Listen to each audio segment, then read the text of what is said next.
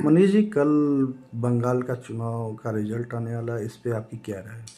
कल जो बंगाल के चुनाव का रिजल्ट आएगा उसमें निश्चित रूप से प्रचंड बहुमत से भारतीय जनता पार्टी की सरकार बनेगी, ऐसा मेरी आशा नहीं पूर्ण विश्वास है। क्योंकि अब की बार जैसा वहाँ चुनाव में माहौल देखने को मिला, मैं बंगाली कल्चर से बहुत पहले से जुड़ा हुआ हूँ। मेरे बहुत सारे व्यापारिक मित्र भी हैं, बहुत सारे मित्र हैं मेरे वहाँ पर। मेरा बहुत ज़्यादा बंगाल में आना जाना अक्सर होता रहता है। तो जैसा कि मैं वहाँ माहौल देखा करता था, तृणमूल कांग्रेस के जो कार्यकर्ता थे, जैसे किसी राजनीतिक पार्टी के कार्यकर्ता होते हैं, लेकिन तृणमूल कांग्रेस के जो कार्यकर्ता थे वो पूरी तरह वहाँ पे गुंडाई का माहौल बना करके रखते थे। वहाँ के लोगों को, सीधी सादी भोली भाली जनता को दबाना, डराना, धमकाना, इस तरीके का माहौल केवल चुनाव में नहीं, उससे पहले भी बीच बीच में होता ही रहता है। वहाँ पे बहुत ज़्यादा भ्रष्टाचार, अपराध चरम सीमा पर था।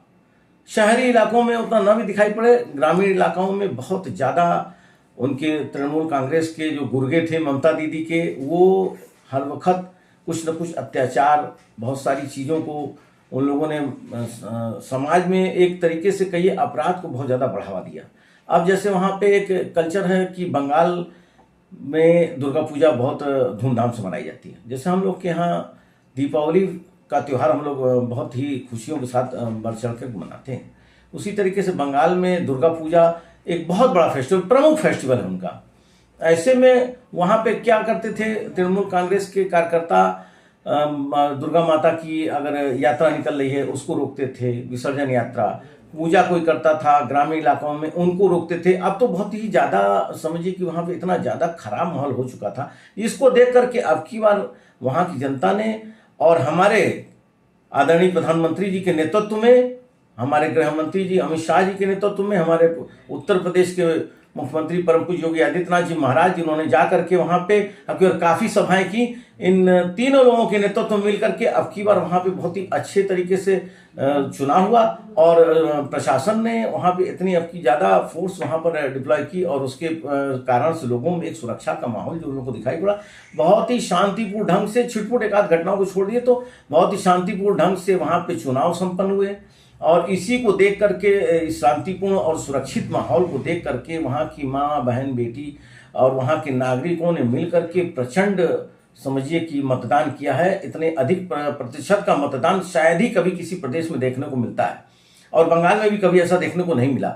92% से ऊपर का जो मतदान वहाँ पे जनता ने किया, इस बात से ये साफ स्पष्ट दिखलाई पड़ रहा है कि वहाँ पे अब की बार जनता को परिवर्तन चाहिए ही चाहिए। जनता एकदम त्रस्त आ चुकी 15 साल के इस गलत माहौल में, जिसमें केवल भय का माहौल, जिसमें अत्याचार का माहौल, और बल्कि न जाने कितनी चीज़ों को जिनको मुंह से कहा नहीं जा सकता, ऐसे वहाँ पे गलत काम माँ बहन बेटियों के साथ वहाँ के जो गुंडे थे, जिनका कल्चर ही वही है, वो उस तरीके से गलत तरीके से जनता को परेशान किया करते थे, जिससे तंग आकर के जनता ने वहाँ पर अब की बार परिवर्तन का विचार बना लिया है। और अब की बार पूर्ण ही नहीं, प्रचंड बहुमत से भारतीय जनता पार्टी की सरकार बनेगी। इसके लिए मैं एक बार अपने वहाँ के प्रमुख, हमारे जो बंगाल के हैं शुभेंदु अधिकारी जी, उनको मैं अग्रिम शुभकामना देता हूँ कि भारतीय जनता पार्टी की बहुत बड़ी जीत ले आकर के वो समझिए समाज में सुशासन का माहौल कायम करेंगे। मैं वहाँ चूंकि काफ़ी रह चुका हूँ, इसलिए मुझको वहाँ के हालात के बारे में अब की बार भी काफ़ी पता चला कि अब की बार वहाँ बहुत ही अच्छा माहौल है चुनाव में। बंगाल की जनता को क्या संदेश है? मैं बंगाली भाषा को बहुत अच्छी तरह बोल लेता हूँ, वहाँ के कल्चर से जुड़ा हूँ।